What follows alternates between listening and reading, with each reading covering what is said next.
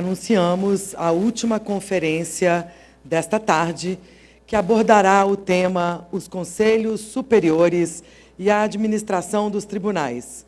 Convidamos para compor a mesa, como presidente, Sua Excelência, o senhor desembargador convocado do TST, Eduardo Pugliese.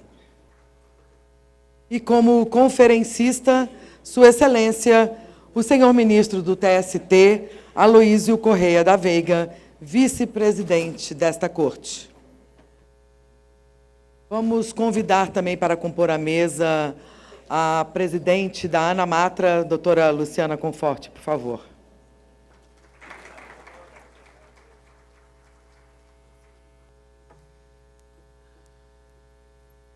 Então, tem a palavra o senhor desembargador convocado do TST, Eduardo Pugliese.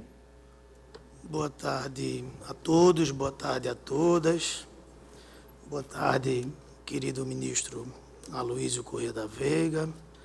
Surpresa maravilhosa, não sabia que estaria aqui ao nosso lado. Minha conterrânea, juíza querida, Luciana Conforte, presidente da ANAMATRA. E hoje, ministro, o senhor estava lá também, acho que Luciana também estava. Eu tive o prazer de prestigiar a posse do ministro Caputo, né, no Conselho Nacional de Justiça, ministro Caputo e mais 5 outros magistrados.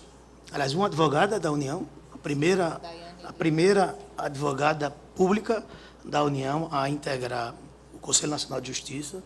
Uma coisa fantástica. Primeiro, uma mulher, segundo, uma advogada e terceiro, uma advogada da União. E lá, por diversas vezes, o ministro Barroso fez questão de exaltar a menina dos olhos dele, que é a recomendação 144 do CNJ, que tentará, e se Deus quiser conseguirá, adotar uma linguagem jurídica mais simples no ambiente dos tribunais. Isso passa por diversas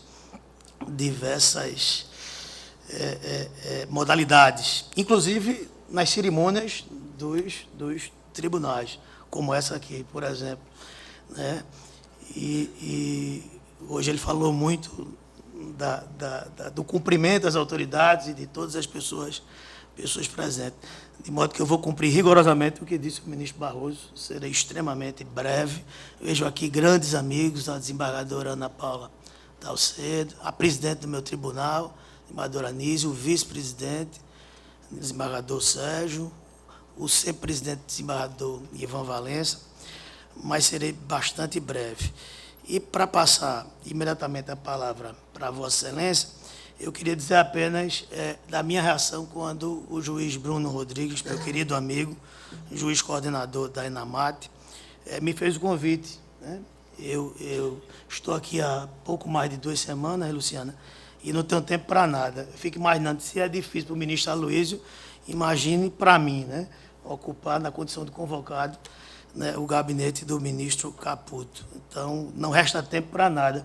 Mas eu disse para ele, aceito de bom grado e aceito por 3 razões. Primeiro, porque me convida, né, o ministro Maurício Godinho e o juiz Bruno Rodrigues. Segundo, pelo tema, que é um tema que eu sou um apaixonado. Eu acho que a solução para os grandes problemas do judiciário está na administração do judiciário, está na gestão do judiciário, e temos feito coisas muito interessantes lá no TRT da 6ª Região. O senhor conhece o nosso trabalho através da Escola Judicial. E a terceira razão, e a mais importante, pelo palestrante, né? O ministro Aloísio Correia da Veiga. Eu digo, é um comendador pernambucano, né? Comendador, verdadeiramente um comendador, já recebeu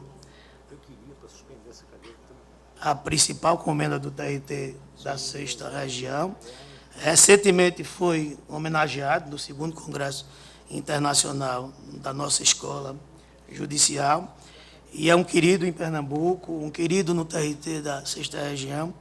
E somos muito gratos, sobretudo pela sua passagem na ENAMAT e pelo que fez na nossa Escola Judicial. Então, cumprindo rigorosamente a recomendação do ministro Barroso.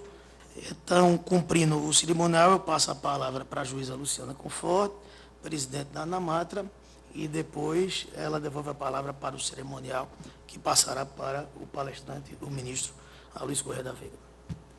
Boa tarde a todas as pessoas presentes. Cumprimento inicialmente o vice-presidente do Tribunal Superior do Trabalho, ministro Luiz Correia da Veiga, doutor Eduardo Pugliese, desembargador convocado do Tribunal Superior do Trabalho, que muito nos honra. Fizemos aqui, então, um domínio pernambucano, né? Estamos aí com a nossa presidente Nise, vice-presidente Sérgio, auxiliar da Corregedoria Renata. Enfim, cumprimentar a todos e a todos. Dizer que é um grande prazer, eu também não esperava estar aqui, viu? Então, assim, me sinto muito honrada de estar aqui nessa mesa, compondo essa mesa em nome da ANAMATRA. Ministro Luiz, hoje tivemos a oportunidade de encontrar com o senador Rodrigo Pacheco, agradecemos a inclusão em pauta do processo que muito nos interessa, do CSJT, está em pauta hoje, agora à tarde, para julgamento. Agradecemos o empenho dele, dizendo que é um projeto de interesse da Justiça do Trabalho, que é muito apoiado, né, tanto pelo TST quanto pela ANAMATRA. Ele ficou muito satisfeito com essa informação. E falar da gestão judiciária, que é realmente o melhor caminho, esse diálogo para que as coisas caminhem de uma forma mais eficiente, para que a gestão atinja os seus objetivos, para que a jurisdição possa ser prestada da melhor forma possível, mas que consigamos, com os nossos recursos, trabalhar com maior eficiência. E, de fato, lá no TRT da 6ª Região, nós temos um bom exemplo de gestão, não só na Escola Judicial, com o desembargador Eduardo Pugliese, também com o Plano Autogestão, né, que ele é responsável e tem sido um grande sucesso, apenas como exemplos, né, de boa gestão, mas, na verdade, no CSJT nós temos muitas políticas que são justamente para melhorar o desempenho de toda a Justiça do Trabalho, e a ANAMATRA tem tentado contribuir da melhor forma possível nesses processos. Não vou me alongar também, agradeço a ANAMAT, o coordenador, juiz coordenador Bruno, pelo convite de estar aqui, e teria um grande prazer em ouvir o nosso palestrante do dia, que realmente, estamos aqui todos para ouvi-lo. Muito obrigado pela atenção. Bom, coube-me passar a palavra para Vossa Excelência, mas antes eu gostaria, que estou avistando ali, de cumprimentar o seu juiz auxiliar na Escola Nacional, Platão Neto, que, na verdade, é filho do Platão pai, né, que está ao lado dele. Então, com a palavra, ministro, o tempo é de Vossa Excelência. Muito obrigado. É muito bom estar entre amigos, não é? É fantástico, até as referências são sempre boas e elogiosas, não é?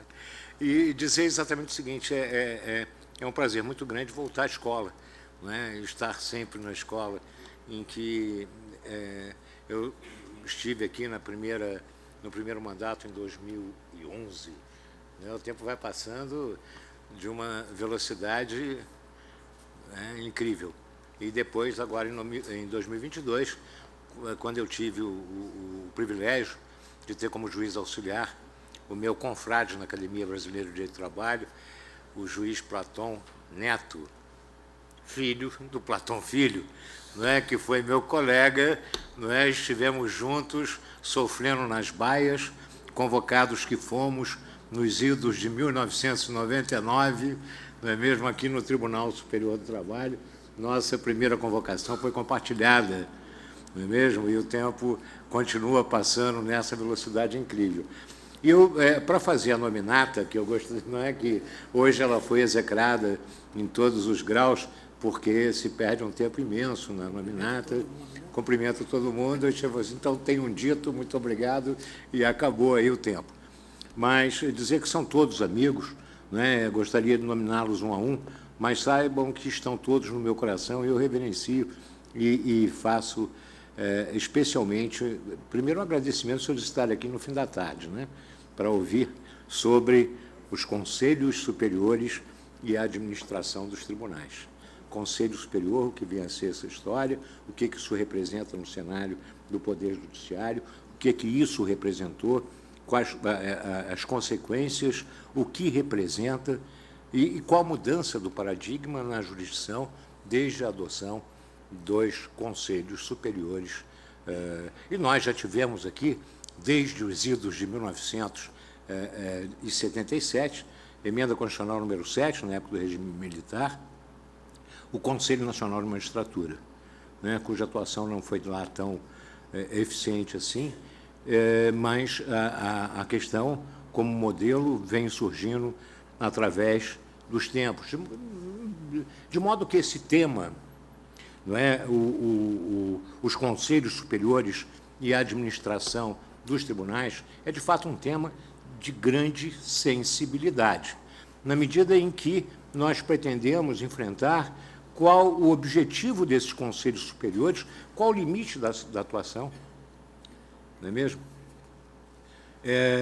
E o que isso representa na autonomia dos tribunais. E o que vai, naturalmente, ser como precedente para que haja uma eficiência na prestação jurisdicional, e isso é que nos importa. E eu trago aqui como reflexão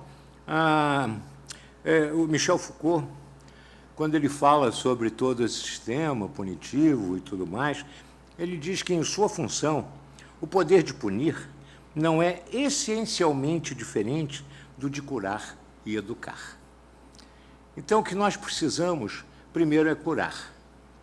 Segundo, educar.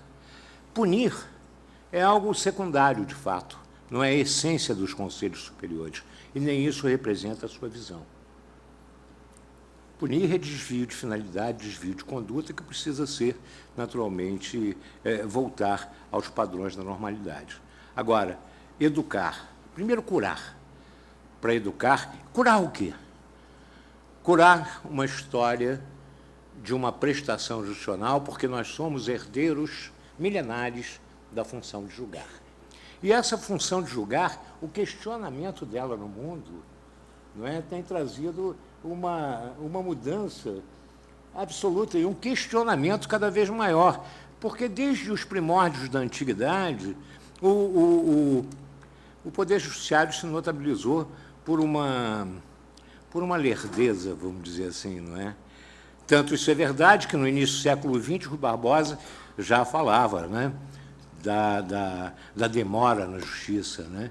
A justiça tardia é injustiça.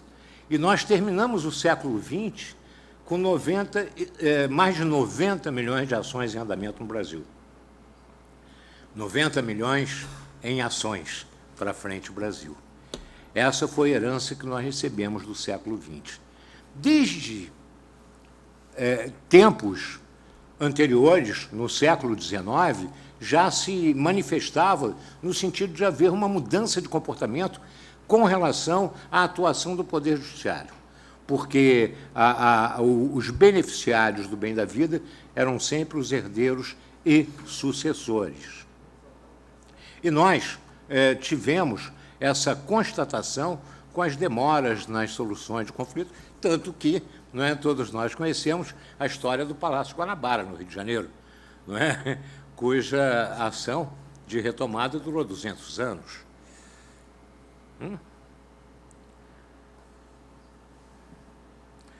E assim terminou, recentemente, ou há pouco tempo, com a extinção do processo. E é possível que haja um tempo de atuação do Poder Judiciário nesse sentido? É essa a jurisdição que nós queremos prestar? E essa questão da própria crítica ao Poder Judiciário, crítica à atuação de julgar, ela vem desde o final da Primeira Guerra, né, com as manifestações primeira,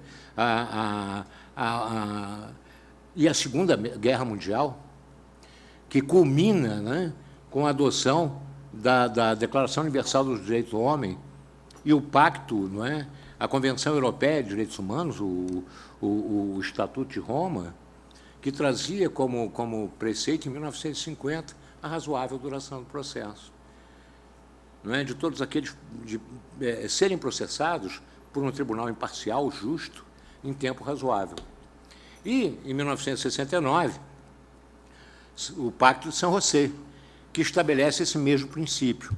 Nós estávamos vivendo uma história um tanto quanto conturbada com relação à questão democrática, não é, para dizer assim, só ratificamos em 1992 o pacto. E, a partir daí, começa o quê? A adoção de medidas para que nós pudéssemos ter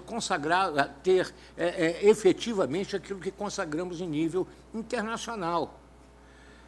É a criação de um poder judiciário que tenha um critério de justiça, privilegie uma decisão em tempo razoável. Essa era a questão. E um judiciário eficiente. Não só célere, mas, sobretudo, eficiente. E essa eficiência era preciso ser trazida como uma efetividade, uma concretude, já que nós já havíamos consagrado historicamente com a ratificação do pacto. E isso trouxe as reformas do processo civil em 1994. E ali começava algo que nós deveríamos nos refletir mais sobre a nossa história com relação à conciliação no processo. Esse método de solução adequada de conflitos, a conciliação, que tínhamos nós, desde a origem da consolidação das leis do trabalho em 1943, uma fase obrigatória da conciliação, que nós nos afastamos nos idos de 1980, por aí, 80 e poucos. Né? Estou dizendo isso porque eu já era juiz, então isso revela a idade, né? Impressionante. Mas nós nos afastamos para trazer para o processo de trabalho o formalismo do processo civil.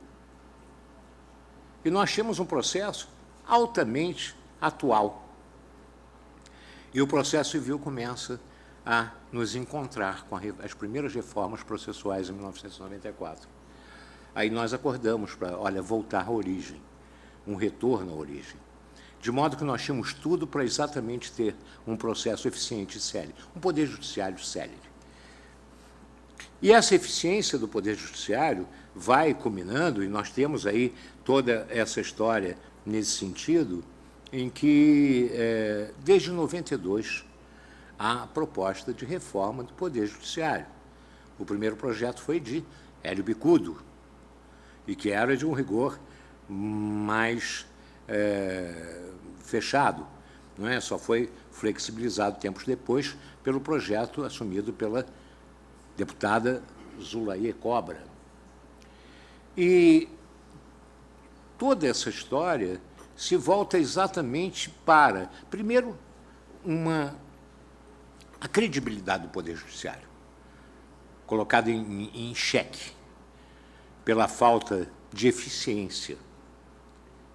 E, em segundo lugar, era preciso que tivesse, dentro dessa modernidade, algo de caráter nacional. Porque todo o destinatário de todas as ações de gestões eram nacionais. E isso, eu estou atropelando aqui a história, não é? Porque nesses tempos, até do Poder Judiciário, nós vivíamos, voltando ao século XIV, XV, XVI, XVII, de um Estado absolutista, em que o poder era concentrado na pessoa de um líder. Não é? Nós tivemos, na França, não é, com a Revolução Francesa, que era um rompimento com o regime de absolutismo, não é, uma flexibilização e uma tripartição de poderes, de modo que o poder fosse dividido. Embora que na França, não é, o próprio Poder Judiciário, até hoje, não é, está vinculado ao Executivo ainda. Né? Então, questiona-se muito a independência. E na Inglaterra nós tivemos, não é, a questão protestantes e católicos, o absolutismo inglês, não é, com, vou falar, eu ia dizer Carlos, não é, mas o rei Charles I, que foi decapitado, não é mesmo? E assume o seu irmão, Jaime I, esse é o nome, é verdade. Perdão, assume o filho do rei Carlos, que foi executado, irmão do Carlos II, do Charles II, e assume em nome do irmão. E se afasta, o irmão volta ao trono, mas, pelo sua vinculação com o catolicismo, ele é afastado do poder, vai para a França até, e volta o Jaime I. E aí o que ocorre? Também, por vinculações ao catolicismo, há a invasão, a Guerra Santa, né, na Inglaterra, em 1688, com a ascensão ao trono do William d'Orange, que vai governar com o título de Guilherme II da Inglaterra e terceiro da Espanha. E o absolutismo cede naquele momento. E a mulher dele era a filha do Jaime I, né, a Mary, não o Blood Mary, mas a Mary. E o que ocorre ali é exatamente o seguinte: o término do absolutismo com a criação, em 1688, do parlamentarismo, de modo que há a restrição do poder.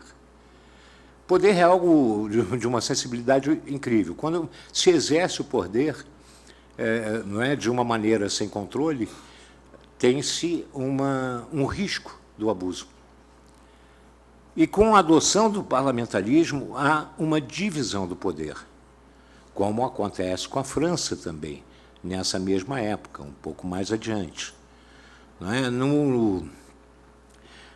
Em Portugal, por exemplo, nós tivemos as ordenações manuelinas e filipinas, não é, que nós herdamos aqui até o Código Civil, em 1916. Viveu conosco, entre nós, até 1916, cujas regras eram, primeiro, de um rigor e de uma concentração de poder. E é claro que o rei é que era, naturalmente, o órgão que seria supremo para decidir as questões dos desembargos, dos regedores, enfim, de todo o processo judicial. Essa história que nós recebemos e fomos cultivando, com um acréscimo cada vez maior do número de processos, nós tivemos como resultado essa história que culmina com os projetos de reforma do Poder Judiciário. E essas reformas, não é, não é, que vêm da antiguidade clássica, nós tivemos exemplos, não é? Por exemplo, a Constituição americana, né, e o Estado americano, quando traz a possibilidade do respeito à independência dos poderes. E as primeiras garantias, tanto essa da Inglaterra em 1688, foi exatamente da independência da magistratura, irredutibilidade de vencimentos e vitaliciedade. Repetida em Portugal, repetida na França e repetida nos Estados Unidos. Entre nós, e com a história da reforma do Poder Judiciário, e culmina com primeiro, com essas adoções nas reformas, em 1994, não é?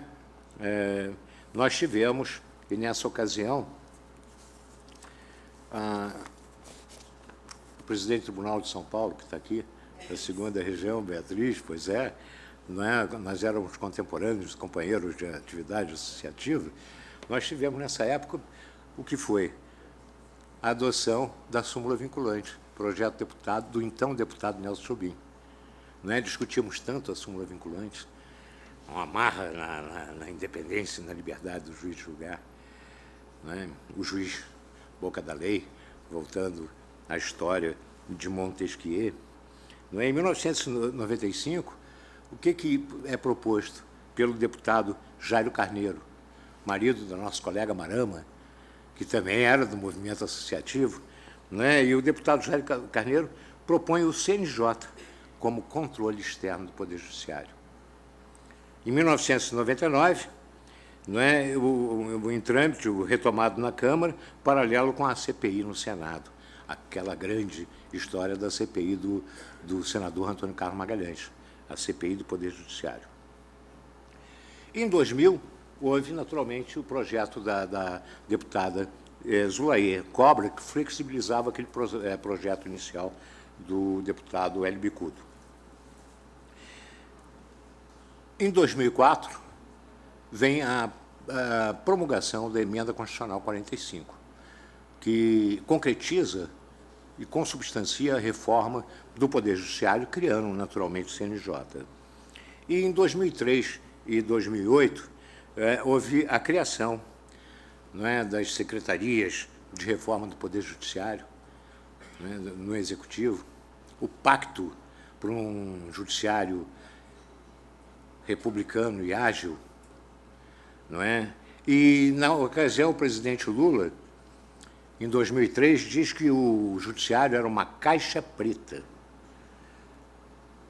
e que necessário seria um pacto republicano para que houvesse um judiciário mais eficiente, e esse pacto republicano foi celebrado em 2004, o primeiro pacto republicano dos quais participaram o presidente Lula, o senador presidente do Congresso Nacional, José Sarney, e no Poder Judiciário, aí sim o presidente já era o ministro Nelson Jobim, presidente do Supremo Tribunal Federal. E ali criaram mecanismos exatamente para que nós pudéssemos ter mudanças de modernidade. E ali começam, a TV Justiça foi criada nessa época, que hoje nós dizemos que, bom, enfim, mas foi criada nessa época a TV Justiça como uma modernidade, a transparência do Poder Judiciário para poder ser transmitido tudo isso em tempo real, e um judiciário que pudesse acompanhar a evolução. Porque nós vivíamos ainda da costura do processo na área civil. Os senhores não eram nascidos na ocasião, mas os autos do processo tinham uma agulha e uma linha em que se costurava. A cada ato processual, a cada folha... Oi? Tá, obrigado. Ministro Sérgio Pinto Martins, só... Mas a cada folha que ingressava nos autos, havia uma costura. Essa era a modernidade do processo. Os autos, eles eram carimbados a cada folha que entrava. Assinava em público, e a cada ato uma certidão. E a modernização do Poder Judiciário não acompanhava a velocidade das mudanças da vida. E necessário se tornava, portanto, que houvesse uma modernização do Poder Judiciário. E essa famosa caixa preta, esse hermetismo do Poder Judiciário, que era decantada em prosa e verso, veio, por fim, o Conselho Nacional de Justiça, que inicialmente houve um temor absoluto de se criar um controle externo da magistratura. E, com o resultado da criação do Conselho Nacional de Justiça, o Conselho Nacional de Justiça não era um controle externo. Ao contrário, muito mais interno do que externo. Basta ver a sua composição. É uma composição plural, mista, é verdade, mas a maioria de membros do Poder Judiciário. São 3 ministros, 3 desembargadores de cada área, federal, estadual e do trabalho, 3 juízes, também das mesmas áreas, 2 membros do Ministério Público, 2 da advocacia e 2 do parlamento. Essa é a composição, Senado e Câmara. Essa é a composição do Conselho Nacional de Justiça. Logo, ele é muito mais interno do que externo, na medida em que a maioria é de membros do Poder Judiciário. E essa ideia desse um Conselho Superior como cúpula administrativa judiciária, ela nunca foi nova. Os exemplos existiam, era Portugal, Espanha, Itália e França. No Brasil, houve o Conselho Nacional da Magistratura, como eu disse, a emenda constitucional número 777, né? Artigo 120 da Constituição de 1967. Só que esse Conselho Nacional de Magistratura era exclusivamente disciplinar. E o percentual de membros, no Brasil, como disse, 9 da magistratura, e essa composição plural é 40% externa. 41% em Portugal, 37% na Itália, 40% na Espanha, mais 53% na França, de controle externo. Então, é um controle interno, né, do Poder Judiciário na cúpula do Poder Judiciário nos tribunais superiores e externo nos tribunais, não é? Porque não participam efetivamente a representação, mas não participam efetivamente cada tribunal do país do Conselho. E a justificativa é a necessidade de padronização de procedimentos. Não é? Porque a preocupação maior, primeiro, era a questão dos limites de atuação. E a primeira questão, eu posso dizer isso com uma certa... Eu participei já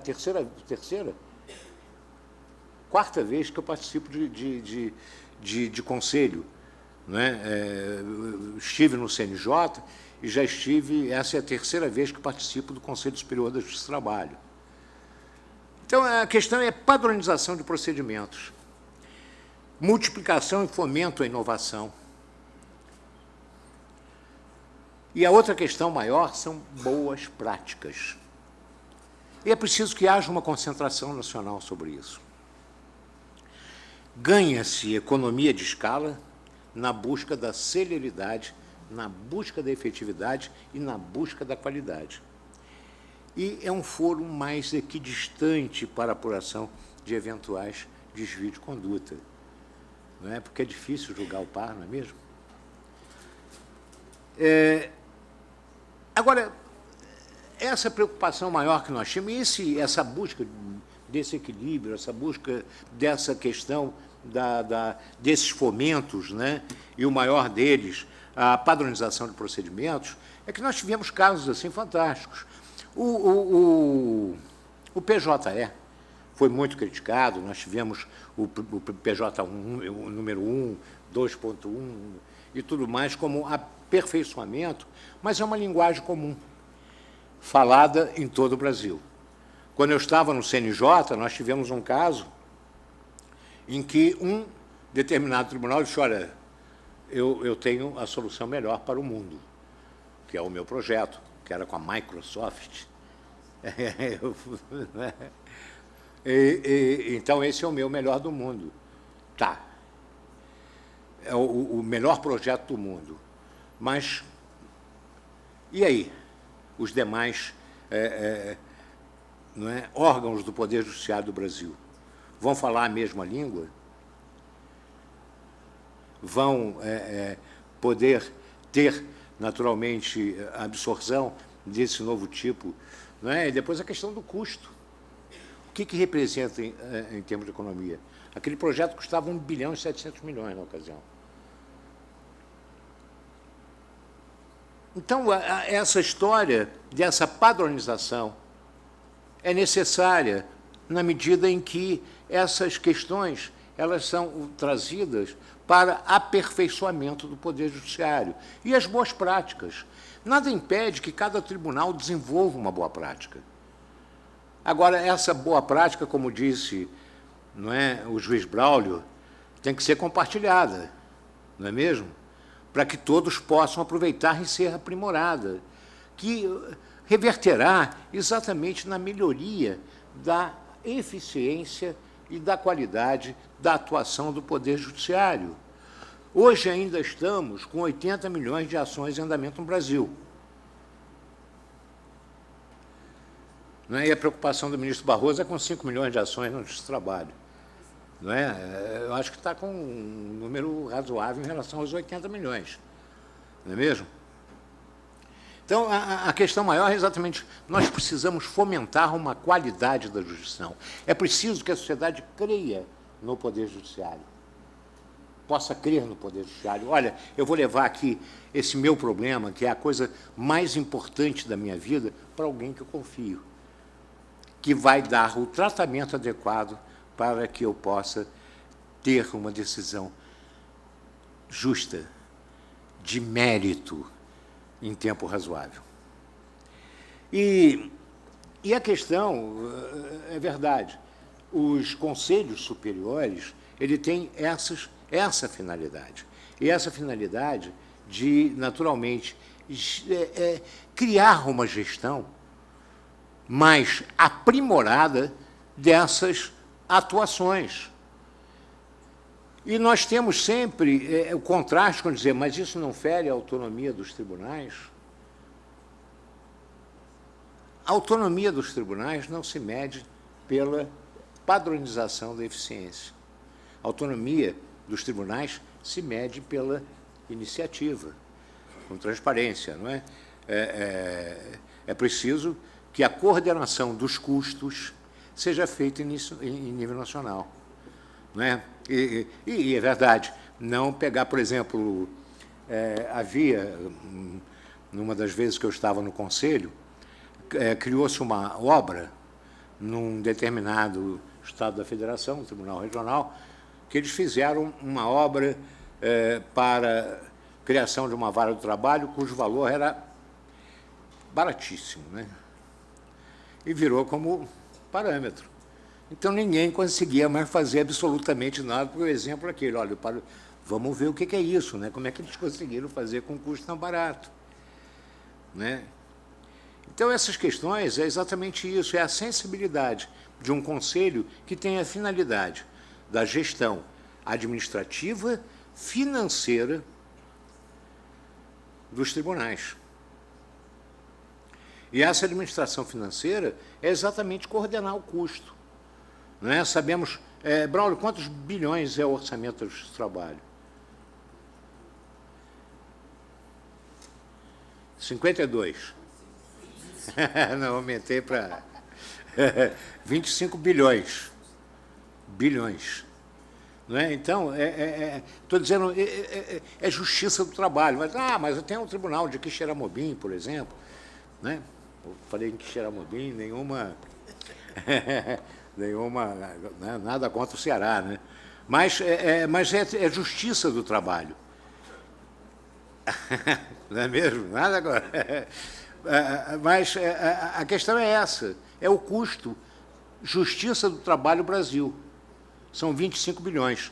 Então, é preciso que esse orçamento seja exatamente executado dentro desses parâmetros. E a coordenação é nacional. Eu não posso ter uma atuação num tribunal regional, em nome da autonomia do tribunal regional, totalmente diferente do restante do mundo. Assim, poxa, como marcha bem aquele tribunal, não é? É o único que marcha com o passo certo. Não é assim. Não é? É uma organização. Os tribunais estaduais também têm o mesmo problema. E eles têm uma autonomia maior na medida em que estão vinculados a um governo estadual, com o orçamento estadual, não é? Que o governador e as leis estaduais irão consagrar. Mas, na realidade, a estrutura do tribunal tem que ter uma predominância em nível nacional.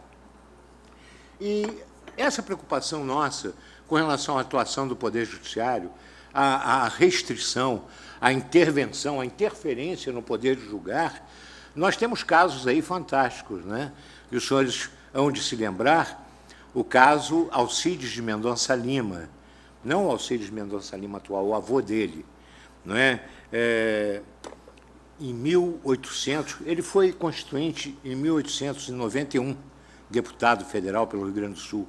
O juiz gaúcho Alcides Mendonça Lima, por uma mudança, uma alteração legislativa na Constituição do Estado do Rio Grande do Sul, criou uma mudança no júri, na atuação do júri. Primeiro, as decisões seriam abertas dos jurados, públicas, e a recusa do jurado, não poderia haver mais recusa imotivada dos jurados. A recusa do jurado teria que ser por critério objetivo e determinado. Alcides Mendonça Lima, num julgamento, ele se opõe fundamentadamente quanto à alteração legislativa da Constituição do Estado do Rio Grande do Sul e denega cumprimento à regra contida no texto constitucional. Ele é processado e afastado da jurisdição. Durante um certo tempo. Quem o defende no Supremo Tribunal Federal? Rui Barbosa. Foi aí que o Rui Barbosa traz, com a história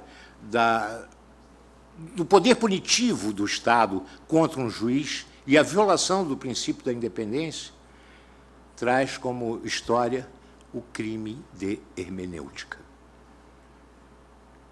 E essa do crime de hermenêutica, ninguém pode ser processado, julgado, primeiro, sem uma lei anterior que defina, e segundo, nenhum juiz pode ser julgado ou penalizado por interpretação das decisões judiciais. E essa foi uma das grandes decisões do Supremo Tribunal Federal que terminou por inocentar Alcides Mendonça Lima. E isso está publicado num livro do Edgar Costa, do ministro Edgar Costa, são os grandes julgamentos do Supremo Tribunal Federal, exatamente para preservar a independência da magistratura. E entre nós, quando da adoção da emenda 45, em 2004, havia o caso Bustos Ferro.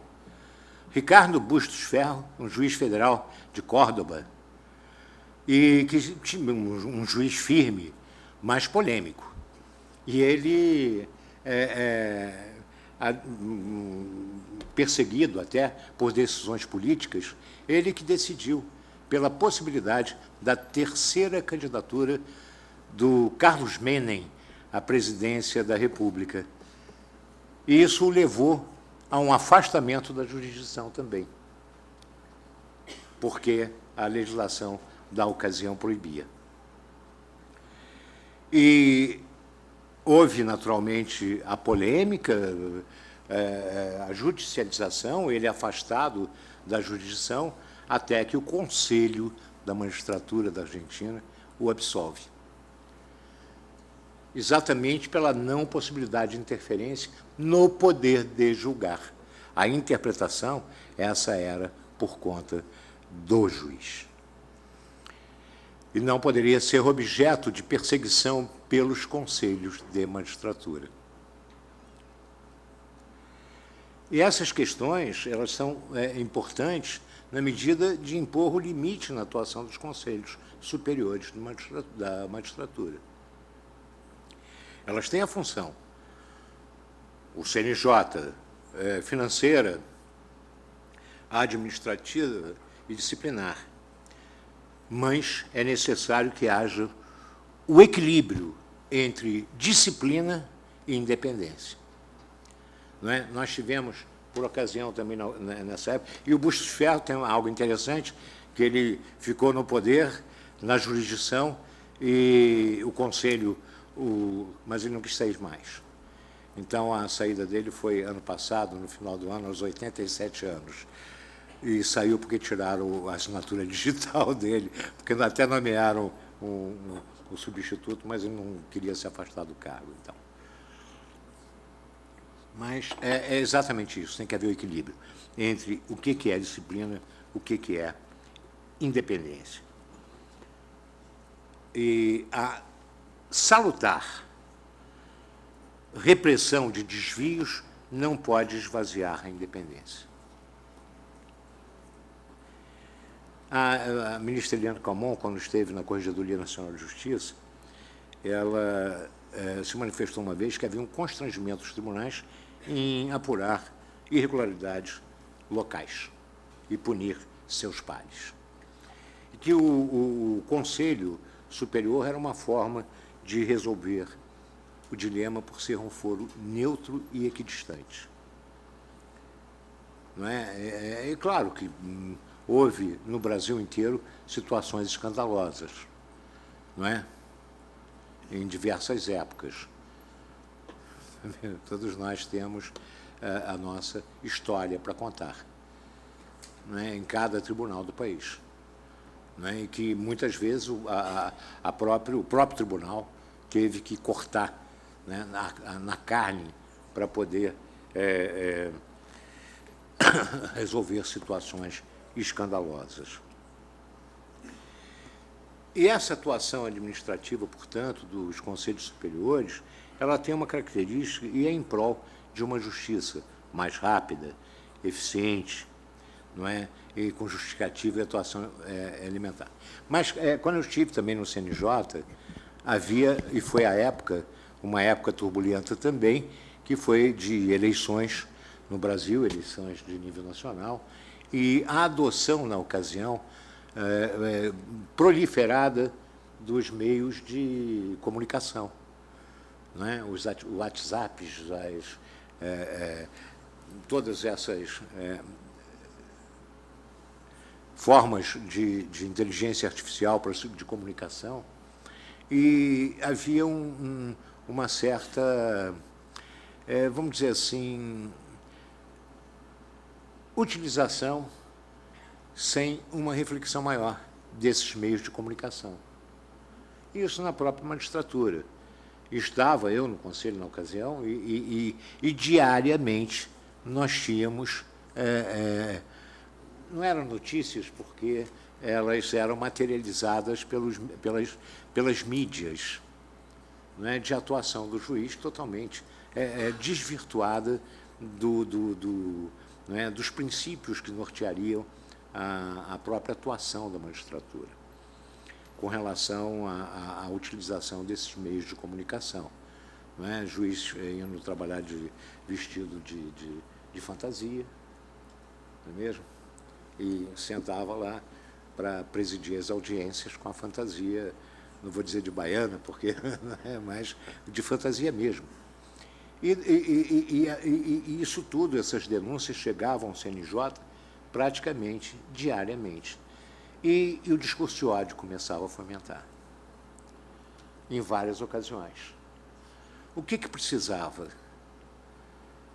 Começamos a fazer um grupo de trabalho, e ficou sob minha responsabilidade, com relação à atuação nas redes sociais, em que ouvimos todo o segmento da magistratura, e havia, naturalmente, uma resistência muito grande, dizendo que era mordaça o juiz. E culminou com a resolução 305 do CNJ, não é, que é a utilização das redes sociais. A única coisa foi uma orientação a isso. Olha, é vedado. O que é vedado? Porque as normas legislativas, as normas legais que nós tínhamos, eram aquelas anteriores a toda a manifestação da mídia. Loman, Constituição, não é? Estatuto da Magistratura, Código de Ética da Magistratura, tudo isso eram documentos anteriores, os princípios de Bangalore, tudo era anterior. Então, se é anterior, não pode se aplicar na atualidade. E a questão maior era exatamente o seguinte: se aplica ou não essas normas legais?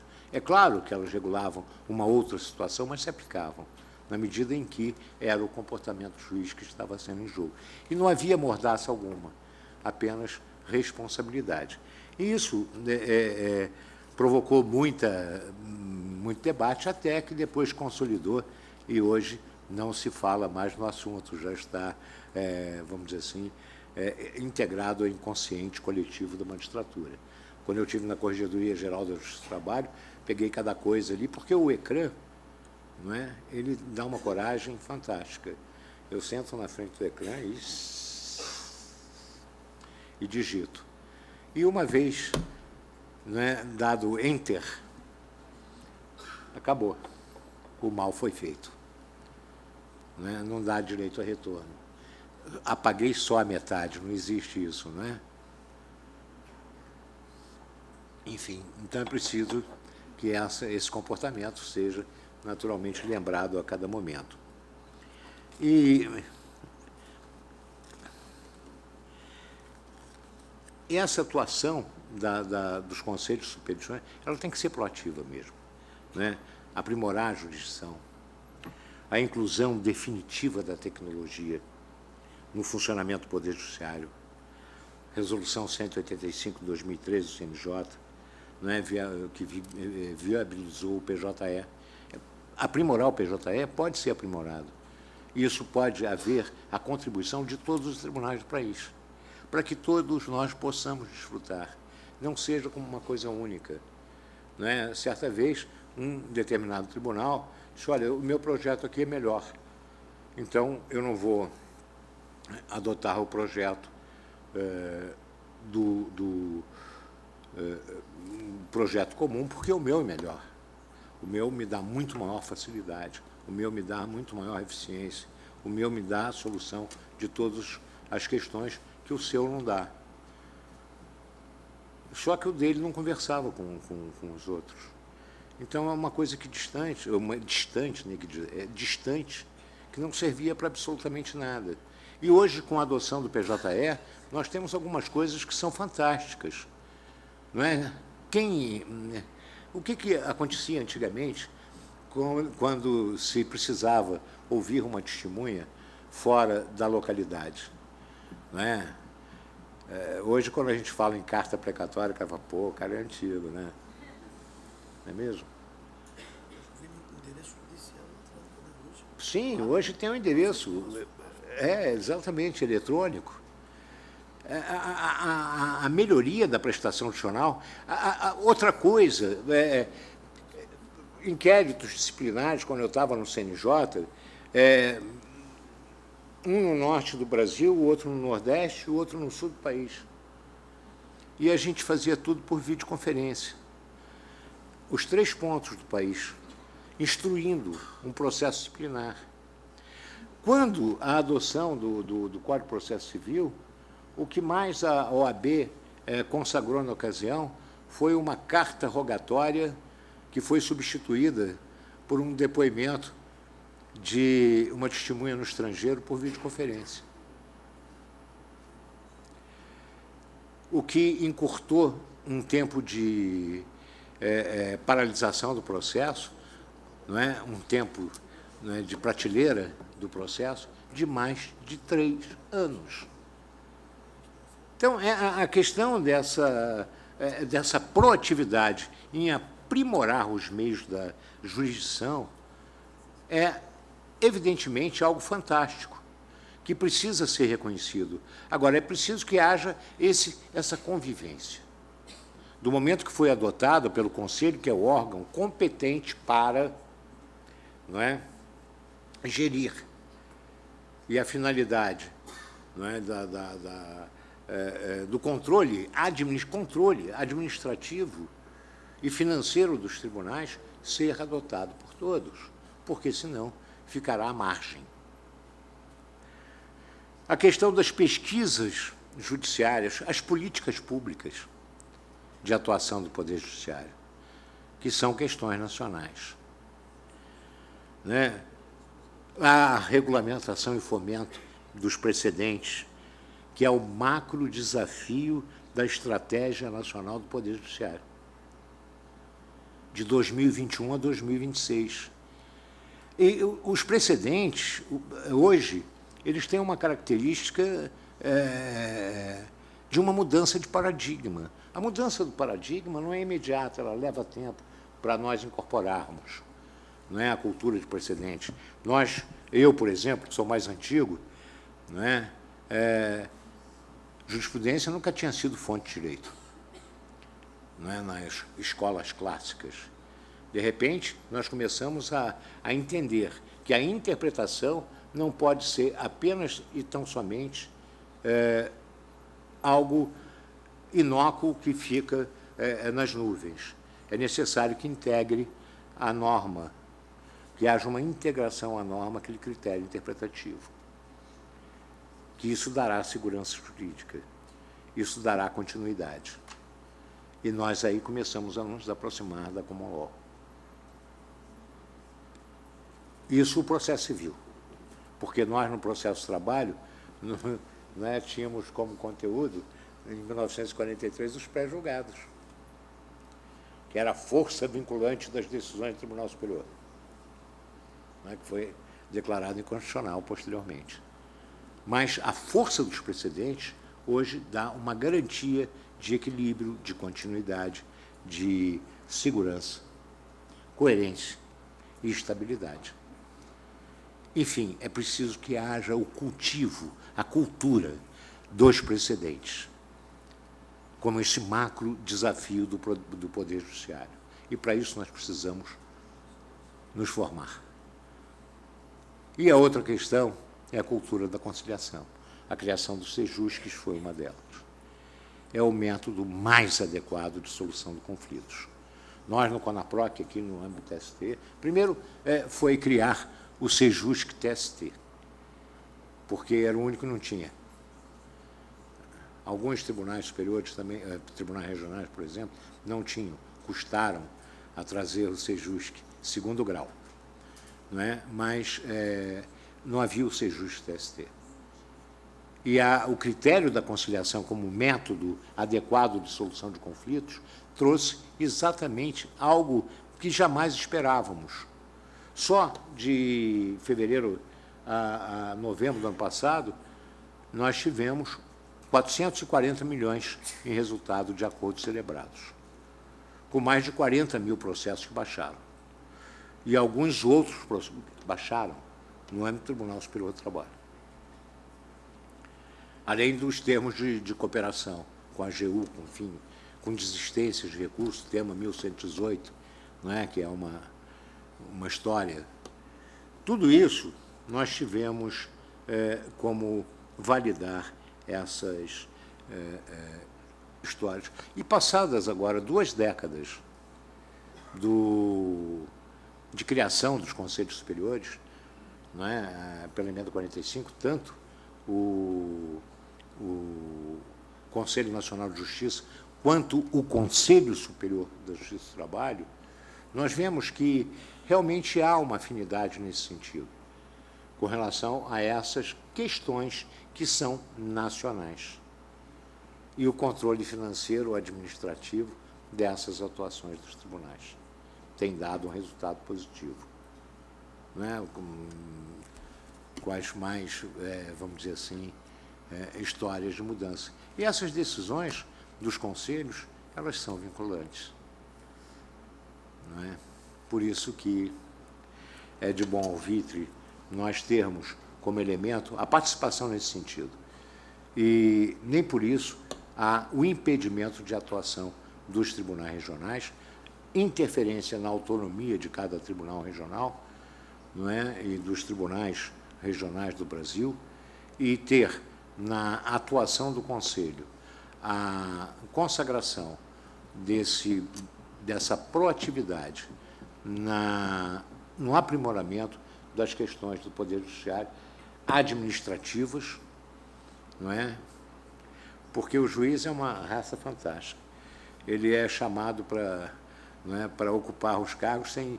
A gente, de repente, vive a vida inteira julgando.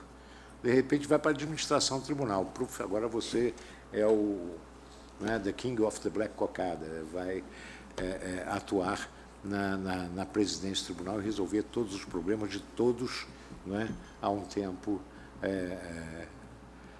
real. E todo mundo tem problema. E o presidente é que tem que resolver. Se ele não resolve, um Deus nos acuda, não é mesmo? Então, muitas vezes é preciso que haja exatamente isso, uma coordenação em nível nacional, sem interesse. equidistante, para que possa exatamente consagrar um equilíbrio nessa formação, mas que haja proatividade, sobretudo nessas políticas públicas tão caras a nós.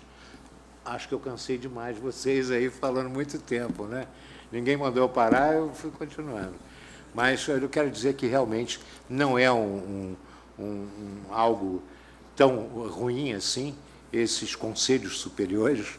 Na realidade, eles são um órgão capaz de poder, historicamente, solucionar esses conflitos de cada unidade da jurisdição. E criemos, naturalmente, algo nacional que possa ser, pelo menos, alcançado e seguido por todos. Muito obrigado, senhores.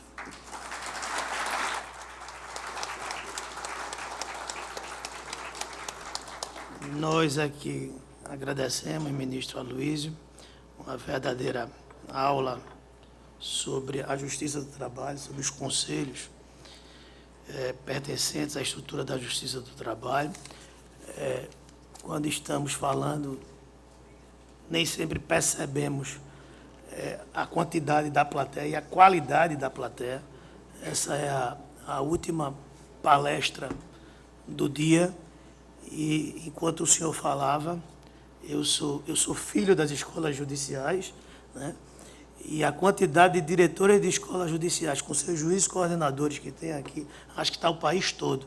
Vejo a Ana Paola ali com o Luciano Martinez, vejo o Fabiano aqui do Rio Grande do Sul, Ruth do Amazonas, Álvaro de São Paulo, são tantos que já falei, Ana Paula, ali, que não gostou muito do seu comentário não, viu? Nosso presidente Paulo Regis não gostou muito não, né? Você fez cara feia. Vários presidentes, temos aqui o presidente do Coleprecol, o desembargador Aritson Medeiros, o vice-presidente do Coleprecol, desembargador Clóvis Valença, do Ceará também. O São Paulo, o senhor já fez referência, a desembargadora Beatriz, o meu Pernambuco aqui, toda a direção. Isso é sinal que a palestra foi, no mínimo, razoável, viu? No mínimo, razoável. Ministro, eu, antes de entregar o certificado a Vossa Excelência, eu vou passar rapidamente a palavra para a juíza Luciana Conforte, presidente da ANAMATRA, e depois nós fazemos rapidamente o encerramento. Ministro, parabéns aí pela sua exposição histórica sobre os poderes, né? Mas eu destaquei dois pontos aqui importantes, quando o senhor falou da padronização pelos conselhos, a questão do controle orçamentário administrativo, a questão das políticas públicas, a importância dessa legitimação para fora, né? Então, os conselhos têm se destacado muito também por essa construção de políticas que legitimam o Poder Judiciário para fora.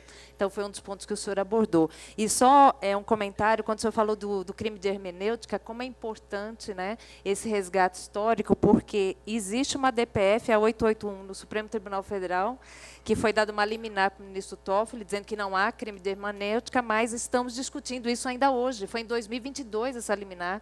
Então, como é importante esse resgate histórico, mas também a reafirmação dessas prerrogativas da magistratura que estão ainda hoje sendo discutidas, né? Então, é sempre bom estarmos atentos a essas questões. Muito obrigada pela participação aqui novamente. Então, pronto. Agradecendo mais uma vez o convite feito pela ANAMATRA, na pessoa do juiz Bruno Rodrigues, cumprimentando o ministro Sérgio Pinto Martins, que eu estou tendo o privilégio de, todo dia, aprender um pouco mais de direito de trabalho com ele na oitava turma, né?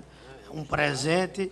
Eu entrego à presidente da ANAMATRA, né, o certificado. Não. Eu respeito a hierarquia para fazer a entrega do certificado a Vossa Excelência.